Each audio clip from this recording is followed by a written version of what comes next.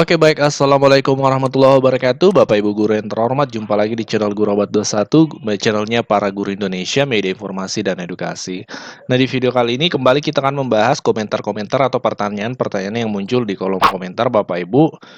Dan kami ambil yang paling sering ditanyakan ya. Ini salah satunya yang terbaru.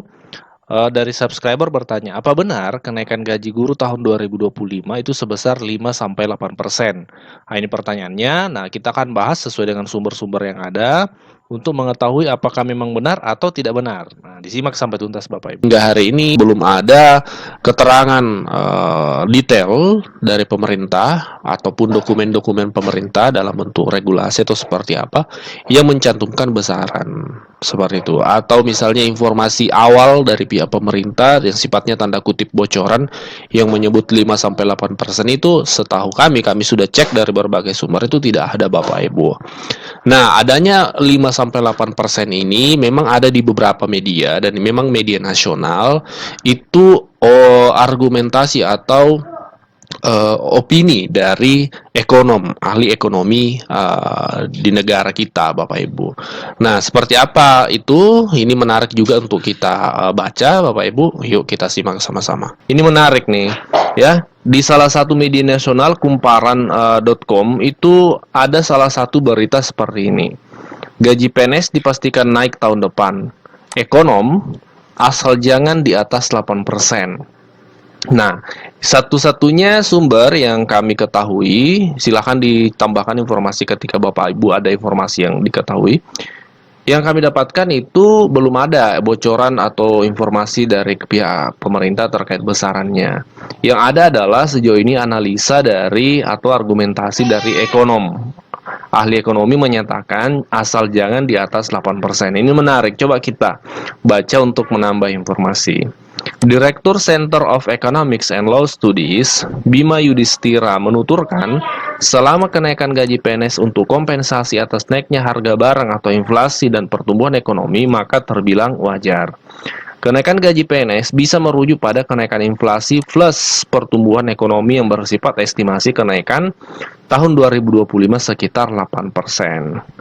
Nah, menurut dia, pemerintah juga harus melakukan berbagai rasionalisasi dari sisi tunjangan menteri hingga eselon kementerian lembaga, sebab Bima memandang beban belanja birokrasi cukup besar. Jadi memang kalau dari ekonom pendapatnya itu adalah antara 5-8%. Ini dari beberapa media kami baca juga. 5-8% Bapak Ibu. Nah, oke. Mungkin soal ini Bu, kebijakan untuk gaji PNS Bu, apakah nanti bakal ada kenaikan di tahun 2025? Nanti juga Presiden terpilih akan menyampaikan, ya. Oh, nggak di tanggal 16 Agustus Bu sama Pak Jokowi. Kita nanti akan lihat di dalam APBN dan kesepakatan dari Presiden terpilih dengan Presiden saat ini. Gitu ya. Terima kasih semuanya. Seperti diketahui bahwa RAPBN 2025 disusun oleh Presiden dan pemerintahan sekarang yang nanti akan dilaksanakan oleh pemerintah terpilih, yaitu Presiden dan Wapres serta Kabinet terpilih. Oleh karena itu, saya tidak akan menyampaikan substansinya, namun proses-prosesnya, karena nanti sebagian substansi dari RAPBN akan disampaikan oleh Bapak Presiden pada 16 Agustus di dalam sidang paripurna DPR. Dari prosesnya, sesuai dengan pembahasan awal dengan kabinet saat ini dan kemudian kita sampaikan di DPR, ini kita sudah mulai menyusun RAPBN 2025. Yang satu pertama adalah lingkungan ekonomi makro, baik dari sisi global dan nasional, yang akan mempengaruhi berbagai asumsi untuk pelaksanaan APBN 2025 nanti. Dan untuk itu kami hari ini sudah mendapatkan persetujuan dari Presiden dan Presiden terpilih mengenai situasi makro yang kita baca yang mempengaruhi APBN 2025, pertumbuhan ekonomi, inflasi, suku bunga dari surat berharga negara 10 tahun, nilai tukar rupiah, harga minyak dalam hal ini, dan lifting minyak serta lifting gas. Itu yang sudah dibahas dengan DPR kami laporkan dan tadi juga mendapatkan beberapa arahan yang nanti finalnya disampaikan Bapak Presiden pada 16 Agustus.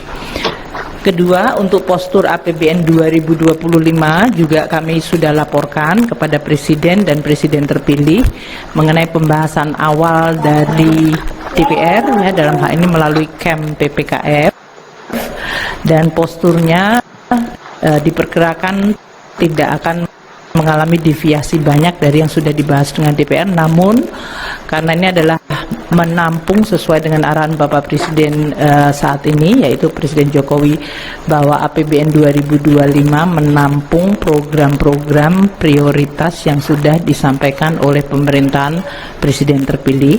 Jadi kami mulai menghitung untuk program-program yang sering disebut seperti makanan bergizi gratis, kemudian juga beberapa program inisiatif baru yang sekarang ini sedang difinalkan dengan tim dari Presiden terpilih. Ini sudah masuk di dalam postur APBN 2025. Untuk beberapa polisi-polisi khusus nanti akan disampaikan oleh Presiden Jokowi maupun Presiden terpilih pada saat beliau sudah memulai dari pemerintahan pada Oktober 2023. Jadi saya ingin sampaikan bahwa proses transisi ini berjalan sangat baik, komunikasi berjalan intens antara pemerintah sekarang dengan pemerintah Presiden terpilih dan Wapres terpilih, dan juga mengenai program-program detail juga sudah mulai kita tampung dan nanti akan dituliskan dalam nota keuangan.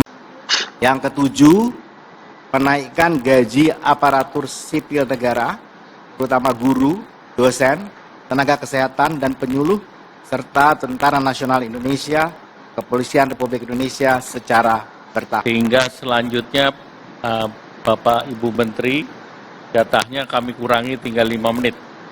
5 kali 6, 30 menit, karena selanjutnya ada sebagian dari kita perlu berangkat ke IKN.